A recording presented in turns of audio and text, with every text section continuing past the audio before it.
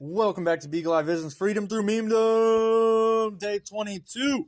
Day 22. Dealing with economic illiteracy. Fight for a 50-hour minimum wage. I don't understand economics. That's a funny one. Let's throw a straw man back at them, but not really. If you spend any amount of time on social media, you have probably seen Fight for 15, the reference for a movement that believes that minimum wage is raised to 15 an hour, somehow all income inequality will cease. Honestly, the things I've heard from them are incoherent. It's so hard to figure out what their end game is. The meme above is a direct response to Fight for 15.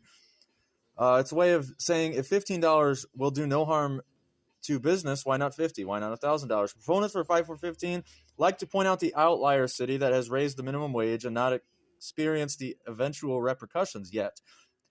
They argue that raising the minimum wage everywhere is going to work because of this. If you read any of the recent articles coming out of Seattle, people are having their hours cut because the city decided to raise their minimum wage to $15, causing employers to turn their full-time people into part-time people. Or they cut the workforce and kept their employees trimming the fat. When I ran a service-related business with several employees on a very slow day, I would send staff home early to save on labor.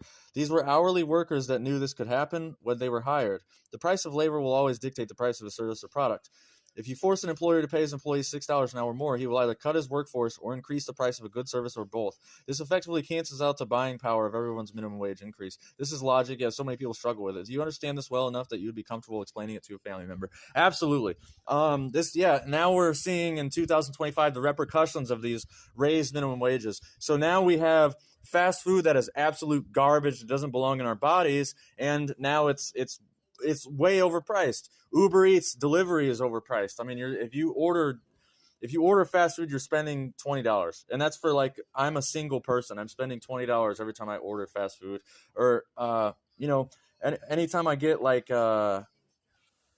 two subs or something like that. It's just overpriced, and the people don't want to work. They still don't want to work. So I worked in a restaurant that was $14 an hour. So that's not the quote unquote minimum wage, but that's the normal going rate for restaurants. So now you have crappy workers who are disappearing off the make line for over an hour, still getting paid the same amount of money as you, and you're working twice as hard because the company wants you to.